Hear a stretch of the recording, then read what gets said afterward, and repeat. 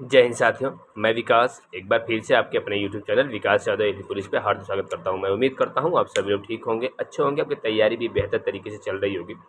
और जैसा कि आप सभी साथी जानते हैं, यूपीएसआई की न्यू वैकेंसीज, उसके साथ साथ यूपी कांस्टेबल की न्यू वैकेंसीज अपकमिंग में है और नोटिफिकेशन के इंतज़ार में हम सभी भाई हैं कि नोटिफिकेशन जल्द आए।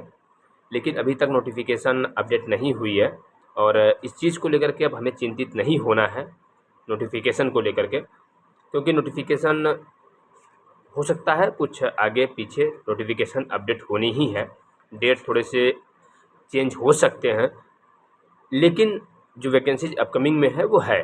ठीक है, तो इस चीज़ को लेकर परेशान नहीं होना है। ये जो नोटिफिकेशन है ये हमारी तैयारी में विघ्न नहीं पैदा कर सकती। हमें अपनी तैयारी करते रहना है, वैकेंसीज के इंतज़ार में समय बर्बाद नहीं करना है, क्योंकि समय हमारे पास कम है।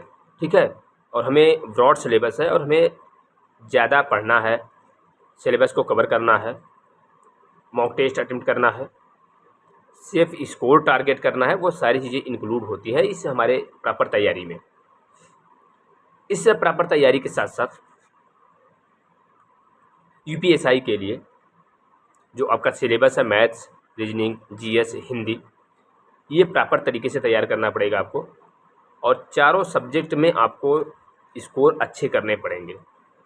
ठीक है, बाकी जो चीज़ें आपकी जीएस की बातें हैं, जीएस में फिर भी आपको 60% टारगेट लेकर चलना पड़ेगा। ठीक है, 60% तो करने ही करने पड़ेंगे, क्योंकि 60% का मतलब लगभग 6 4 24 मतलब लगभग 24 क्वेश्चन का टारगेट आपका रख कर चलना पड़ेगा जीएस के लिए भी। बाकी जो मैथ, रीजनिंग और हिंदी है वो आपके स्कोरिंग सब्जेक्ट होंगे। उसमें मैथ आपका स्कोरिंग सब्जेक्ट होगा, उसके साथ साथ हिंदी भी आपकी तैयारी है तो स्कोरिंग सब्जेक्ट होगा, रीजनिंग स्कोरिंग सब्जेक्ट होगा। बाकी जीएस को मैंने बता दिया।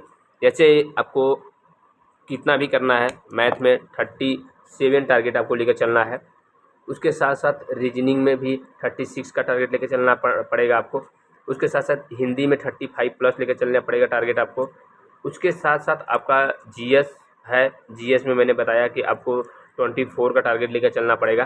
तो इस तरीके से हमारा जो आएगा 36 36 72 72 36 108 107 107 और 24 7 131, मतलब टोटल ओवरऑल जो मिला के हमारा 130 प्लस हो रहा है। और हमें इस टारगेट को ही लेकर चलना पड़ेगा, 130 के टारगेट को हमको लेकर चलना ही पड़ेगा, क्योंकि छोटी वैकेंसीज है और सिलेक्शन प्रोसेस जो है वो आप जान ही रहे हैं कि कट ऑफ प्रीवियस में कितना गया था। तो अगर कट ऑफ भी हाई रहेगी, वो सारी चीज़ें रहेंगी, लेकिन हमें कट ऑफ को लेकर चिंतित नहीं होना है, हमें अपनी तैयारी पे फोकस करना है। मैथ, रीजनिंग, जीएस, हिंदी अब जितना प्रैक्टिस करेंगे उतना बेहतर करेंगे। ठीक है, एज रिलैक्सेशन की बात है कि एज कब से काउंटिंग होगी, तो एज की काउंटिंग जब तक नोटिफिकेशन नहीं अपडेट होता है तब तक ये चीज़ें क्लियर नहीं हो पाएंगी।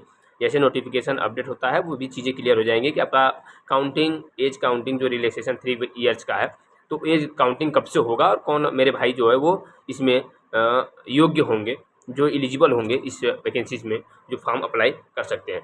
ठीक है, तो अभी जो पूरा फोकस है वो मॉक टेस्ट पे होना चाहिए। अभी कल संडे है, जैसा कि कल 15 तारीख है, 15 जून, तो कल मॉक टेस्ट अटेम्प्ट करना है, तो उस चीज़ को लेकर तैयारी डिस्टेंस को भी लेकर है। और उतनी एनटीपी बेहतर नहीं, और उधर इसका यूपीएसआई का भी थोड़ा सा डिस्टेंस हुआ है, फिर भी टेस्ट अटेम्प्ट करना है। मॉक टेस्ट अटेम्प्ट करने का उद्देश्य नहीं होता है कि हमें इसको हमें होता है कि नए हमें देखने के लिए, और हम नए को बनाते हैं कि नहीं बनाते हैं, उसके बाद उसका एनालाइज करना उद्देश्य होना है। मौका चीज पोस्ट है वो हमें जरूर करना है, उससे हमें कई चीज़ें निकल कर आती हैं। हमें जो नए प्रश्न होते हैं देखने के लिए मिलते हैं, हम कैसे सॉल्व करते हैं, हमारी कहाँ गलतियाँ हैं, वो सारी उसमें होती हैं। ठीक है, तो आई होप आप बेहतर समझो, अपनी तैयारी तरीके देंगे, नोटिफिकेशन के इंतजार में समय बर्बाद करना, अपनी तैयारी कंटिन्यू रखिए। Thank you.